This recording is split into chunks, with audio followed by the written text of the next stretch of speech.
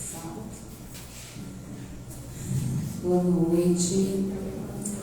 Sejam todos muito bem-vindos à nossa Evangelioterapia. Aqueles que estão chegando ali para dividir conosco esse momento de paz e harmonia, sejam muito bem-vindos. Nós estamos iniciando essa tarefa agora sempre às segundas-feiras, todas as segundas-feiras, né? Muitos pedidos que a gente trouxesse essa atividade para um dia da semana à noite. Então a gente vai iniciar hoje. A gente espera em Deus que durante muitos anos essa evangelioterapia permaneça nesse dia e nesse horário. E a partir da próxima semana, do próximo sábado, a nossa palestra também vai para 17 horas. A gente tirou daquele horário mais cedo, porque nós fomos reestruturando os nossos trabalhos, as nossas atividades. E aí, como a gente tirou o Evangelho do sábado e trouxe para a segunda, que será sempre às segundas-feiras, Evangelioterapia, o passe, né? A gente faz uma pequena radiação no final da exposição e aí logo depois vai para o passe. E no sábado, a partir das 16h30, nós vamos estar aqui para receber as pessoas que quiserem fazer atendimento fraterno. Às 17 horas inicia-se a palestra pública e logo depois da palestra o passe também. Então a gente mudou aí, né? Até as pessoas se acostumarem, mas eu acredito que vai ficar melhor para todo mundo, o horário, né? O dia da semana. Muitas pessoas não conseguem vir no sábado, então é com uma alegria muito grande que a gente está retomando o Evangelioterapia nas segundas-feiras. Vou ler a mensagem do livro Minutos de Sabedoria, do Torres Pastorino. Esse livrinho foi meu livro de cabeceira durante muitos anos da minha vida. Então, é um livrinho assim que tem sempre uma pérola muito importante para o nosso desenvolvimento espiritual. Ele diz assim na mensagem 225: nunca se irrite. Se a condução custa chegar, tenha paciência. Se o vizinho incomoda, suporte-o. Sua irritação não pode melhorar as coisas e faz mal ao seu fígado. A irritação causa mais sofrimentos a nós que aos outros, ao passo que a paciência é um bálsamo, sempre pronto a suavizar as feridas próprias e alheias. Então, com essa mensagem e esse convite para paciência, vamos aquietar o nosso coração,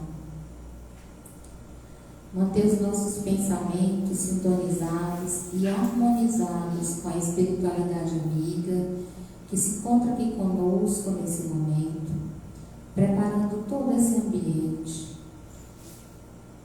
para nos receber e iniciar em nós o processo do nosso equilíbrio e da restauração da nossa saúde espiritual. Que o Cristo de Deus possa, durante todo esse trabalho, nos intuir, a fim de que possamos realizá-lo da melhor maneira possível. Que Jesus possa permanecer aqui conosco, nos guardando, não só agora, mas sempre. Que assim seja, graças a Deus. Bom, a gente vai começar a estudar o Evangelho, do capítulo 1, e vamos começar a estudar o livro dos Espíritos a partir também da primeira questão.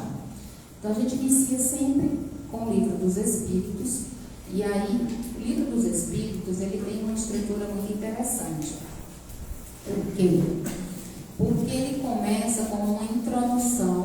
Minha gente, olha a caramela agarrada do pano. Presta atenção, Estácio. Caramela, que namoro é esse, caramela?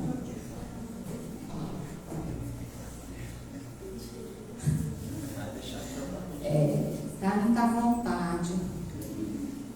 Espero que eu vou pegar e vou dar um banho, né? Estou conversando com ela, que com a outra eu boiei. Então, assim, a gente tem no livro dos Espíritos uma introdução e os prolegômenos. O que é prolegômenos? Prefácio. Tem um prefácio. A gente não vai estudar eles aqui, por quê? Porque esse material introdutório de O Livro dos Espíritos, ele é fonte de estudo e de pesquisa para aqueles que vão expor, que vão falar acerca do Livro dos Espíritos.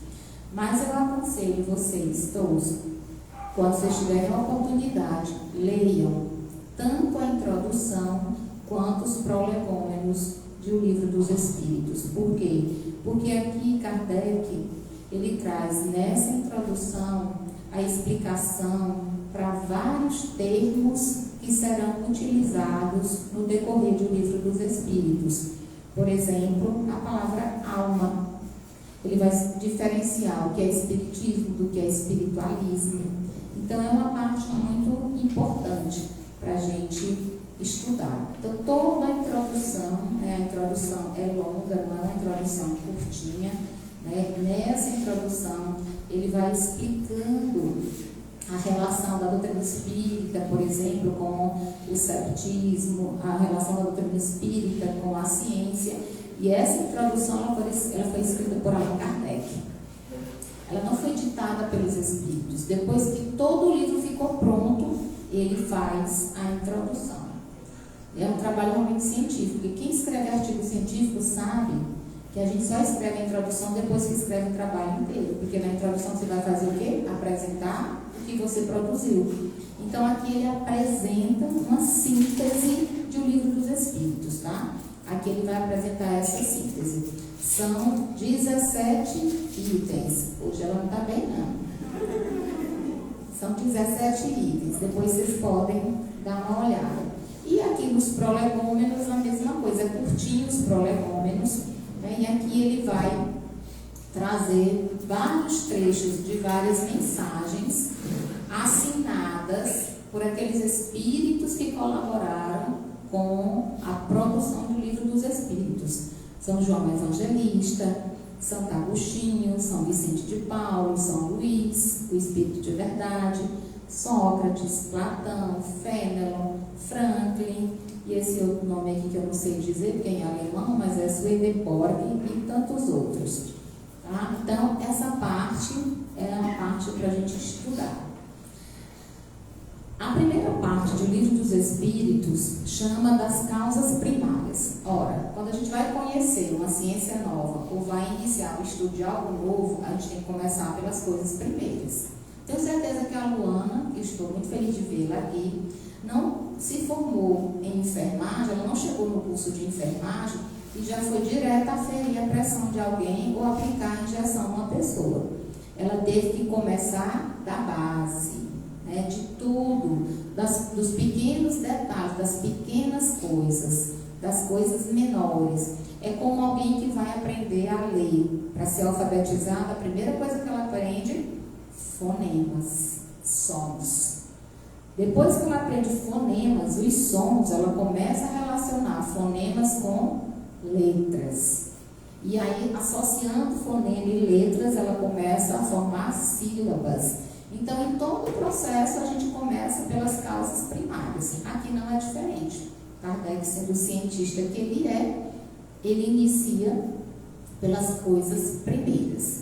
Então, ele chama essa primeira parte das causas primárias. O capítulo 1 trata de Deus e o infinito, provas da existência de Deus, atributos da divindade e panteísmo. Então, a gente vai estudar hoje as questões Deus e o infinito, que é a 1, a 2 e a 3. A primeira pergunta do Livro dos Espíritos é: que é Deus? E eu sempre digo para as pessoas, no dia que disserem para você, você é espírita? Minha gente, espírita acredita em Deus. Você diz, acredita tanto, aí você vai parecer ser muito intelectualizado, acredita tanto que a obra fundamental, o livro que dá origem ao Espiritismo, a primeira pergunta do livro é: quem é Deus? Não é quem, porque Deus não é uma pessoa. A gente não pode humanizar Deus como nós fizemos durante todo o período da Idade Média, transformando Deus em um velho barbudo, com um cetro na mão, punindo os que erravam e premiando os que acertavam. Porque a tradição católica, de um modo geral, especialmente depois do advento da Igreja Romana, o catolicismo e o cristianismo, de um modo geral, eles transformaram a lei divina em uma partilha. Quem é bom vai para o céu, quem é mau vai para o inferno. Separa os bodes e as ovelhas, separa o joio e o trigo. É sempre, né, esse antagonismo. E aqui a gente vai entender que Deus não é esse Senhor, né, que separa bodes de ovelha, que separa joio do trigo. Essas passagens lá no Evangelho, elas têm outros significados. Separar o joio do trigo é separar dentro de mim o que é bom e aquilo que ainda não é muito bom. É separar dentro de mim, reconhecer em mim o que há em mim que ainda não é tão bom e que eu preciso melhorar. Isso é separação do joio do trigo. Aqui Deus é definido dentro das nossas condições perceptivas, de acordo com a nossa capacidade cognitiva. Deus é definido assim: Ele é a inteligência suprema, causa primária de todas as coisas. Quando Kardec recebe essa resposta dos Espíritos, e dentro de um livro dos Espíritos, a título de curiosidade, todas as respostas que são dos Espíritos, elas vêm entre aspas. Todas elas. Kardec teve o cuidado de colocá-las entre aspas. Porque aquelas que não estão entre aspas e que a letra é menorzinha, ela é do próprio Allan Kardec. Então, todas as respostas dos Espíritos vêm entre aspas. E aqui está entre aspas. Deus é a inteligência suprema, causa primária de todas as coisas. Olha, inteligência suprema significa que Ele é a inteligência das inteligências. E causa primária não é a causa primeira, porque se eu falar em causa primeira, quando eu falo de causa primeira, eu estou dizendo que pode haver uma causa segunda, uma causa terceira, né? Eu estou falando de primária. Primária é aquela original, aquela que é a gênese, é de onde partiu todas as coisas. Por que eles não definiram Deus de outra forma? Porque a gente não tem capacidade de entender. Se até hoje a gente tem dificuldade, quando eu era criança, não sei você, mas acho que eu era meio doida, né? Até hoje, eu tenho certeza, naquele tempo eu pensava que eu só era doida. Mas eu ficava assim, meu Deus do céu, se Deus criou todas as coisas, quem foi que criou Deus? Né? Que Deus é esse que todo mundo fala, que diz que criou tudo, e quem foi que criou Ele? Né? Porque nada não nasce do nada, então de algum lugar ele surgiu. E esse pensamento, eles enlouquecem, a gente fica doida pensando nisso, né? Fica doido pensando nisso. E aí eu comecei a entender que a gente não tem capacidade de compreender a origem de Deus. Por isso que a melhor tradução para Deus é essa: Ele é a inteligência suprema. Se Ele é a inteligência suprema, Ele tem o comando absoluto de todas as coisas. E Ele é a causa primária, que significa dizer que tudo, absolutamente tudo, partiu dEle. E é por isso que Jesus disse que todos nós um dia retornaremos para o Pai, porque dele partimos, para ele retornaremos. A segunda pergunta é: o que se deve entender por infinito? Já que o título aqui desse subcapítulo é Deus e o infinito, o que a gente entende por infinito? O que é infinito? Nem tem começo, nem tem fim. É infinito. Aquilo que não tem começo nem tem fim é o desconhecido. Tudo que é desconhecido é infinito. E aqui os Espíritos foram muito sábios. Porque quando eles dizem que o que não tem começo nem fim, eles complementam dizendo: o que deve ser entendido por infinito é o desconhecido. Tudo que é desconhecido é infinito. Quando os portugueses planejaram sair de Portugal na direção das Índias, em busca de novas terras, eles olhavam para o oceano e narram as cartas de Pedro Gandalf, Pedro Vaz de Caminha. As cartas narram que eles saíram e eles se despediam de toda a família. Eles se despediam de todo mundo, dos filhos. Era como se eles estivessem indo para um lugar que eles não sabiam se de lá retornariam. Por quê? Porque na cabeça deles eles estavam partindo na direção do desconhecido. Ele dizia: o mar é tão infinito. O Fernando Pessoa diz: ó mar salgado de Portugal.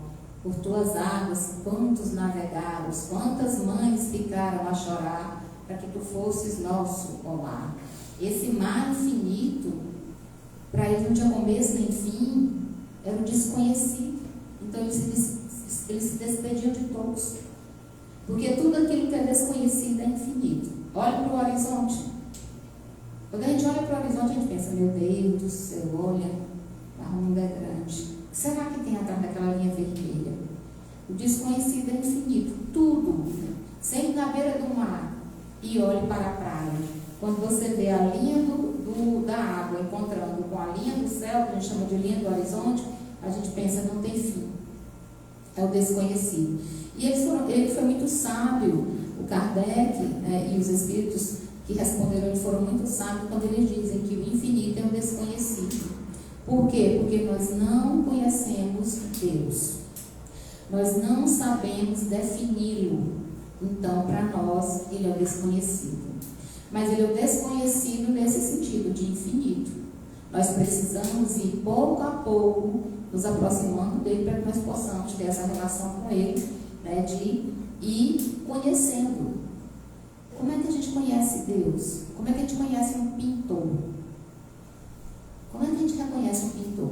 Pelas tintas, pelos traços. Como que a gente reconhece um musicista? Pelo instrumento musical que ele toca, pelas melodias que ele compõe. Como é que eu conheço um bom pedreiro? Pelas obras que ele constrói. Como é que eu conheço Deus? Pelas suas obras, pela manifestação da sua criação. Tudo aquilo que não é criação do homem é criação desse ser supremo que nós aprendemos a chamar de Deus.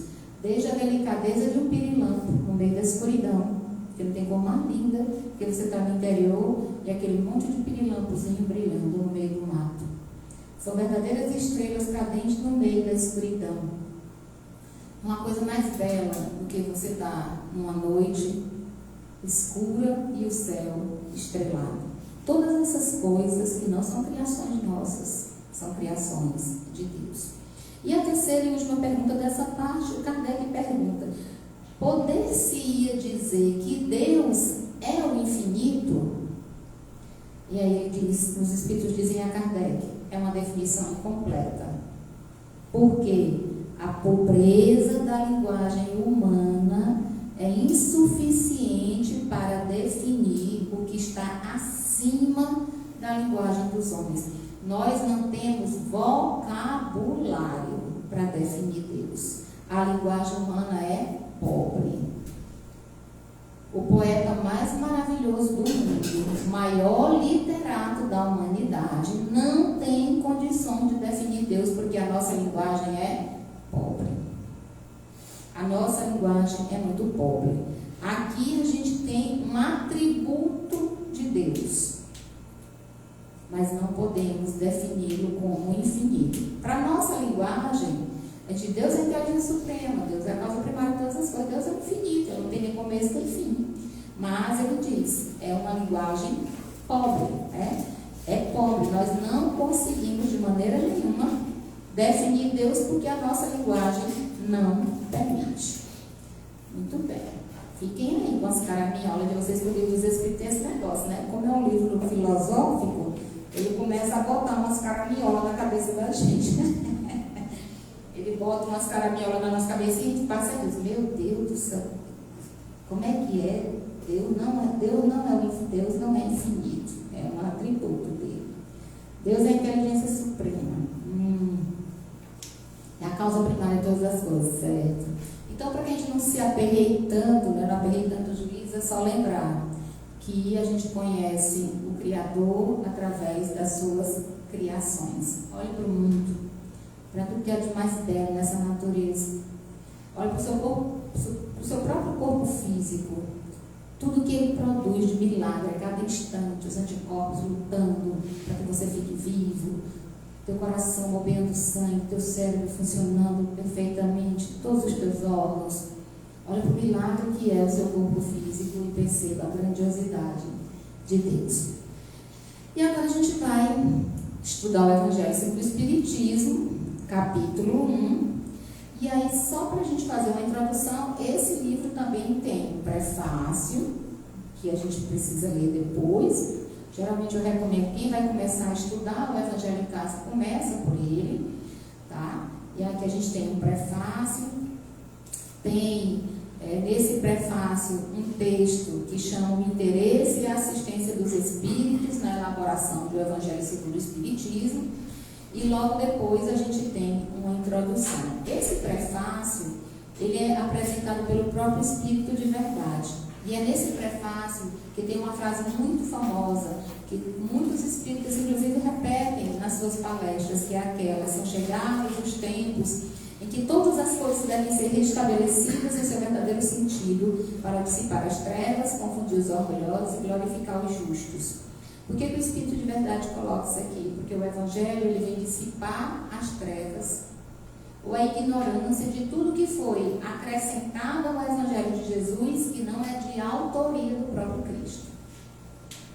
Então, aqui a gente percebe que o Evangelho segundo o Espiritismo, esse estudo realizado por Kardec sob a orientação do Espírito de Verdade, esse estudo é exatamente para dissipar o que é humano do que é experiência de vida do próprio Cristo.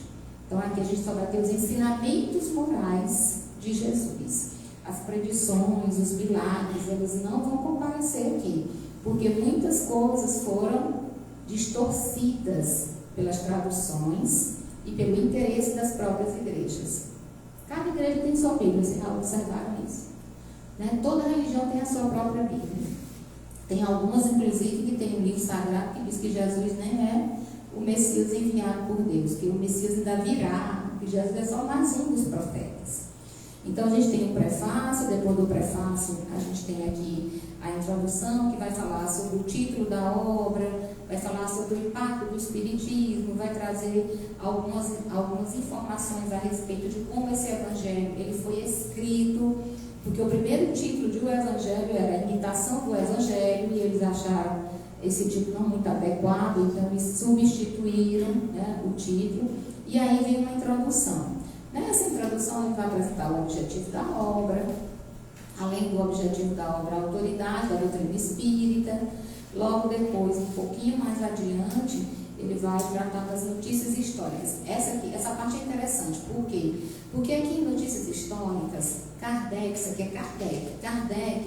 ele vai trazer uma série de informações que ele diz que são extremamente necessárias para a gente compreender certas passagens do Evangelho, para a gente conhecer o valor de determinadas palavras que eram empregadas dentro dos Evangelhos, que a gente lê às vezes nem sabe o que é.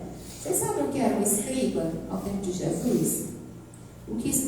Quem eram os essênios, ou os esseus, os fariseus, quem eram os portageiros, os publicanos, os saduceus, os samaritanos. Então ele vai explicar tudo isso aqui, o que era uma sinagoga, quem eram os terapeutas, que aparece já aqui no Antigo Testamento. E aí ainda apresenta aqui o pensamento de Sócrates e de Platão, que antecede o Cristo e antecede a própria doutrina espírita, tanto que ele diz aqui, ele fala da relação do cristianismo com o pensamento socrático. E aí logo em seguida, capítulo 1, Eu não vim destruir a lei. Esse é o título do primeiro capítulo. Eu não vim destruir a lei. E esse capítulo ele vai tratar das 3 revelações: Moisés, que a gente vai ver hoje, o Cristo, o Espiritismo. E aí logo em seguida ele vai falar da aliança entre a ciência e a religião. E a última parte desse capítulo, Instruções dos Espíritos na Nova Era. Toda vez que vocês lerem o Evangelho segundo o Espiritismo, Instrução dos Espíritos, lembrem-se que eles estão apresentando para nós um manual prático de como viver aquilo que foi apresentado no capítulo. Então a gente tem várias partes nesse capítulo e depois ele traz lá Instrução dos Espíritos. O que é a instrução? É o manual de vivência, é o manual prático, como que eu devo viver aqueles ensinamentos. Então aqui, item 1 e 2, que a gente vai ver hoje, trata de Moisés. É bem curtinho. O item 1 diz assim: não penseis que vim destruir a lei ou os profetas. Não os vim destruir, mas cumpri-los. Em verdade vos digo que o céu e a terra não passarão sem que tudo o que está na lei seja perfeitamente cumprido, até o único iota e o único ponto. São Mateus capítulo 5, versículo 17 e 18. Essa passagem, eu não vim destruir a lei e os profetas, que dá origem aqui ao título do capítulo. Nessa passagem a gente tem Jesus dizendo para o povo daquela época e para nós hoje que ele não veio desfazer o que Moisés havia feito. Ele não veio desfazer o que estava na antiga escritura, o que estava lá no Torá, que era o livro dos Hebreus, que foi transformado em Antigo Testamento. Que é uma coisa que eu vivo dizendo para as pessoas. Normalmente os nossos irmãos protestantes, eles se agarram muito ao Velho Testamento. Eles se agarram excessivamente ao Velho Testamento e se agarram excessivamente à letra do Velho Testamento, sem se dar conta de que o Velho Testamento não é cristão. O Velho Testamento é judeu. Era o livro dos judeus. É a Torá, o livro dos judeus, que foi utilizado por Moisés para disciplinar um povo extremamente rebelde. Vocês lembram da história do povo judeu? Quem assistiu a novela Moisés na Record deve saber da história todinha, né? Quantos anos eles passaram escravos no Egito? Quem que lembra? 400 anos. 40 anos. 400 anos, 40 anos no deserto. 400 anos e 40 anos no deserto.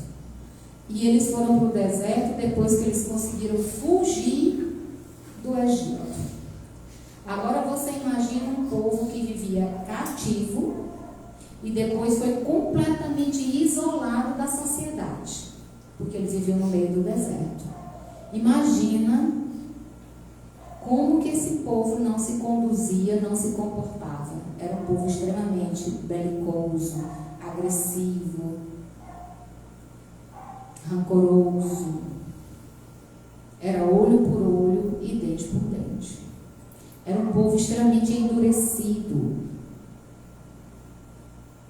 E aí era necessário que Moisés trouxesse para aquele povo regras e normas que eram muito mais duras. E ele se aproveita da Torá, que era o livro judeu, né, e acrescenta àquela Torá, além dos 10 mandamentos que ele recebe no Monte Sinai, que é a parte divina do Antigo Testamento, é a lei divina, é a lei de todos os tempos, é a lei que inclusive direciona todos os códigos de direitos da humanidade. Ele acrescenta a essa lei divina uma lei material e civil para disciplinar um povo extremamente endurecido. Então, quando Jesus diz que não vem destruir a lei, que ele vem fazer com que ela se cumpra, ele diz isso porque em todo o Velho Testamento, Jeremias, que era um dos grandes profetas, em todo o Velho Testamento havia o anúncio da chegada do Messias. A própria Torá anuncia a chegada de Jesus no planeta. Então, ele vem cumprir o que estava no Antigo Testamento. Ele vem cumprir o que estava lá no livro judeu, na Torá. Por isso que ele diz que veio cumprir, né, veio ali cumprir toda a lei, o único ponto e o único joga, ou iota, como a gente chama no hebraico.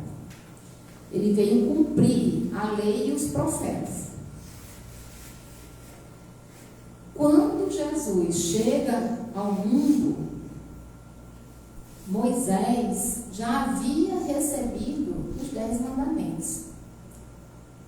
E o Velho Testamento, ele pode ser definido, segundo o benfeitor Emmanuel, apesar da sua parte civil, porque a gente pode retirar essa parte civil, porque quando ele recebeu os 10 mandamentos, qual é o primeiro mandamento? Amar a Deus sobre todas as coisas. Na realidade, ele diz assim, ó, lá no Antigo Testamento: eu sou o Senhor, vosso Deus, que vos tirei do Egito, da casa da servidão. Isso aqui é Moisés, né, apresentando para o povo: não tereis outros deuses estranhos diante de mim. Não fareis imagem talhada, nem figura alguma de tudo que há em cima, no céu e embaixo na terra, nem de tudo que haja nas águas sobre a terra. Não os adorareis e não lhes prestarei culto soberano. Essa parte, diz os historiadores do Evangelho do Antigo Testamento, que essa parte foi escrita pelo próprio Moisés. Foi ele mesmo quem escreveu. Porque como era um povo que vinha do Egito, o que foi que eles tinham aprendido no Egito? Não foi só pintar os olhos para o chão, né? O que eles aprenderam no Egito? A adorar o deus Ra, Tutankhamon, né? Eles aprenderam a adorar imagens, eles aprenderam a adorar as pirâmides, eles aprenderam os costumes, 400 anos eles aprenderam os costumes daquele povo. E Moisés tinha o intuito de ensiná-los a fé que não necessita da adoração de coisas, mas aquela fé que é construída dentro, no sentimento. Então os estudiosos dizem que essa parte foi escrita por Moisés como uma lei disciplinar, para disciplinar o povo. Aí você pega o Antigo Testamento, chega um evangélico na sua casa, vem cá um conflito, né? Porque minha mãe tem um altar. Aí eu tenho 2 irmãs evangélicas. Quando elas chegam lá em casa, elas veem o altar, elas dizem assim: mamãe, joga essas coisas fora, mamãe. Esses pedaços de barro aqui dentro de casa, isso não serve para nada, isso é heresia. Aí minha mãe: deixa minha heresia aí, todo dia eu rezo com as minhas heresias. Porque a conexão da minha mãe não é com aquele pedaço de gesso ou de argila, é em outro nível, né? E a gente entende isso. Mas nessa época aqui, o povo, eles não tinham essa noção. Então, o Antigo Testamento, trazido por Moisés, tem 2 partes distintas. Uma é a lei mosaica, né? Ou a lei civil, e a outra é a lei divina, aquela que foi ditada para ele. O primeiro fenômeno mediúnico da história do Antigo Testamento, né, de efeito físico, é Moisés. Escreve no pedaço de pedra os 10 mandamentos. Não tinha caneta naquela época, não tinha papel, né? Não tinha, foi na pedra. E foi na pedra justamente que ele, por efeito mediúnico, escreveu os 10 mandamentos. Então há uma parte dessa lei que é civil, disciplinar, né, que varia de acordo com a mudança dos tempos e da sociedade, e há uma outra que é invariável, que é a lei divina, aquela promulgada nos 10 mandamentos. O Velho Testamento, segundo Emmanuel, na obra O Consolador, na questão 267, o Velho Testamento é a pedra angular, a fonte máter da revelação divina. Pedra angular, a fonte máter, é a origem de todas as leis divinas. É o Velho Testamento. A lei divina tem por base o Antigo Testamento. Ele é o sustentáculo de todos os códigos da justiça terrestre. Está lá na questão 268 do livro O Consolador, tratado por Emmanuel. Então, os 10 mandamentos ditados a Moisés, ou psicografados ali, né, na pedra, eles resumem todos os códigos humanos. Ou é a partir dele que todos os códigos humanos surgem no planeta Terra. Então, olha só: não utilizeis em vão o nome do vosso Senhor, recordai de santificar o dia de sábado. Prestem atenção nisso aqui: honrar vosso pai e vossa mãe, a fim de viver de longos tempos na terra que o Senhor vos concederá. não cometereis adultério, não roubareis, não prestareis falso testemunho contra o vosso próximo, não desejareis a mulher do vosso próximo, não cobiçareis a casa do vosso próximo, nem seu servo, nem sua serva, nem seu boi, nem coisa alguma que lhe pertença. Mas o primeiro de todos os mandamentos é esse: amará a Deus sobre todas as coisas e ao próximo como a si mesmo. Vamos parar e pensar um pouco. Quando você diz amar a Deus sobre todas as coisas, primeira parte, e ao próximo como a si mesmo, ao próximo segunda parte, como a si mesmo, terceira parte. Então vamos lá. Tudo aquilo que Moisés diz assim, ó, honrai vosso pai e vossa mãe. Quem é o vosso pai e vossa mãe? É o nosso próximo. Não cometereis adultério, é para não atingir quem? O próximo. Não roubareis, se refere a quem? Ao próximo. Não prestarei falso testemunho, se refere a quem? Ao próximo. Não desejarei a mulher do próximo, está dizendo, do próximo. Não cobiçarei as coisas alheias, se refere a quem? Ao próximo. Então, o primeiro mandamento, amar a Deus, é condição sine qua non para que a gente possa se aproximar dele. Eu não posso me aproximar de Deus se eu não aprendo a amar. Amar ao próximo significa que todos os outros mandamentos, os 9 mandamentos restantes, se referem ao próximo e, consequentemente, a mim mesmo. Não é assim? Então, aí a gente tem um resumo da lei divina. E aí, se a gente pega e inverte, eu não consigo amar a Deus sem amar o próximo. E para amar o próximo, eu preciso aprender a me amar. Então, eu primeiro me amo, eu aprendo a me amar, depois eu começo a amar o outro, e amando o outro, que é a minha ponte na direção de Deus, eu aprendo a amar a Deus. Porque todos nós conseguiremos ser agradáveis a Deus quando fizermos por nós e pelos outros o melhor que pudermos. Porque é por intermédio dos outros que nós chegamos a Deus. Ninguém alcança Deus sem se utilizar da ponte do serviço amoroso, benevolente com o próximo. Não existe. A gente não consegue. E aí ele diz, essa lei, ela é de todos os tempos. Que lei? Os 10 mandamentos. E todos os países. Cada um deles possui, por isso mesmo, né, cada um desses mandamentos possui um caráter divino. Todas as outras leis estabelecidas por Moisés, todas as outras que era obrigado a conter pelo temor um povo naturalmente turbulento e indisciplinado, no qual havia de combater os abusos enraizados e os preconceitos adquiridos durante a escravidão no Egito. Todas as outras leis, elas eram civis. Então, o que é divino dentro do Antigo Testamento? Os 10 mandamentos. Todo o restante era lei civil. Tem umas coisas que são muito engraçadas dentro do Antigo Testamento. Se você for olhar lá em Números, que dava a estatística de tudo que acontecia naquela época de Moisés, quando nasceram, quando morreram, o que foi colhido naquele período. Há ali também, dentro do Antigo Testamento, né, uma parte que só trata de legislação. E tem algumas coisas que são muito interessantes, porque antes de Moisés estabelecer a lei mosaica, se eu matasse a Tamires, a família dela poderia chegar na minha casa, me matar e matar a minha família inteira. Por que eles poderiam matar a minha família inteira? Porque eu comecei o assassinato. Então eu não tinha, nem eu nem minha família tínhamos perdão.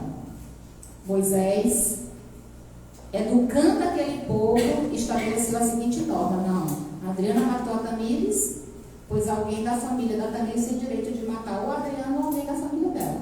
Era olho por olho e dente por dente, era um por um. Se eu fosse pega roubando o boi ou a ovelha de alguém, a pessoa, se ela recuperasse a ovelha, isso, minha gente, está lá no Antigo Testamento. Se ela recuperasse a ovelha, roubei a ovelha do Renê.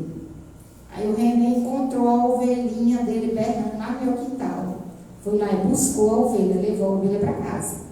Ele tinha o direito de decepar uma das minhas mãos para eu não roubar mais. Ele tinha direito. Ele tinha direito. Mas quem estabeleceu isso foi Moisés. Por quê?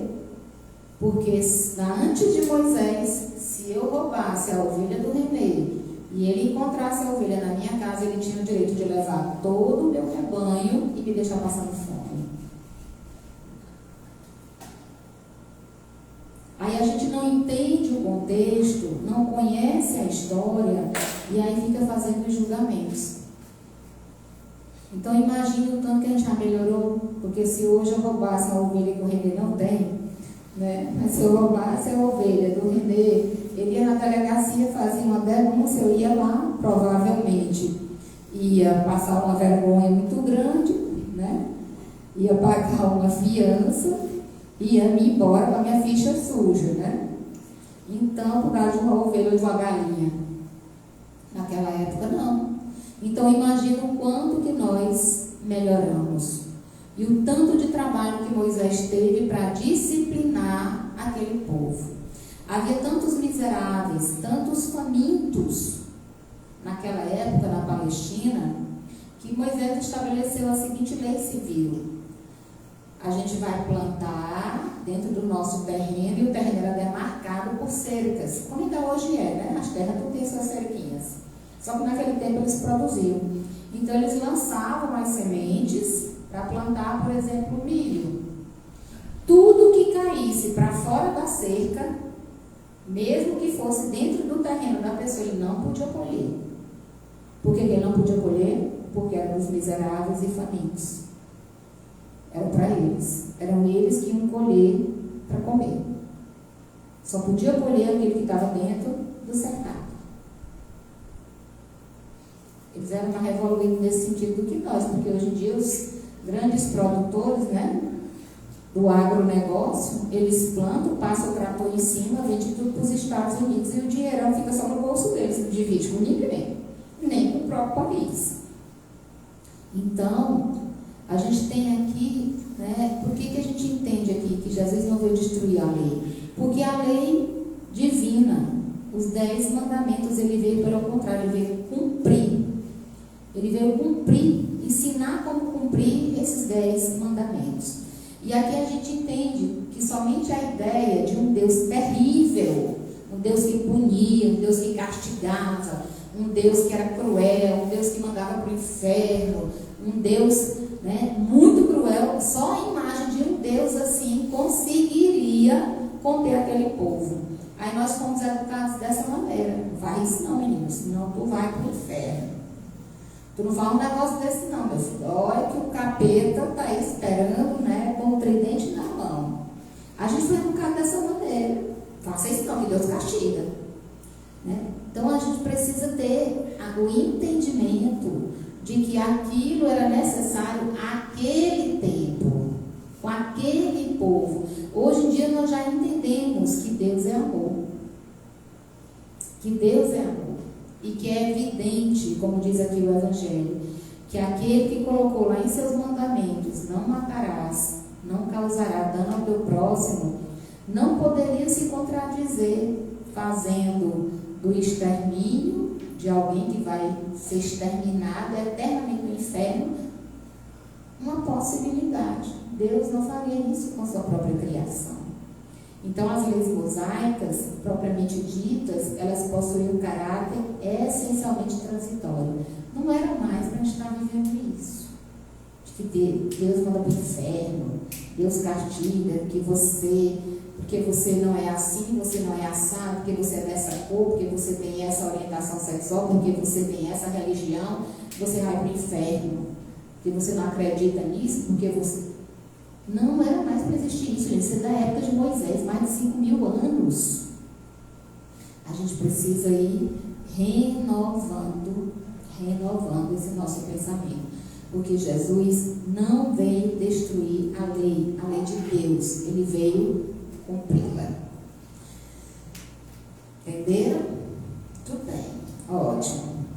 Depois a gente vai fazer então a nossa prece final para a gente ir para o trabalho do passe. Aproveitar que vocês estão aí quietinhos, eu vou fazer a prece final em forma de vibração, pelo menos uma irradiação, bem rapidinho, por gentileza.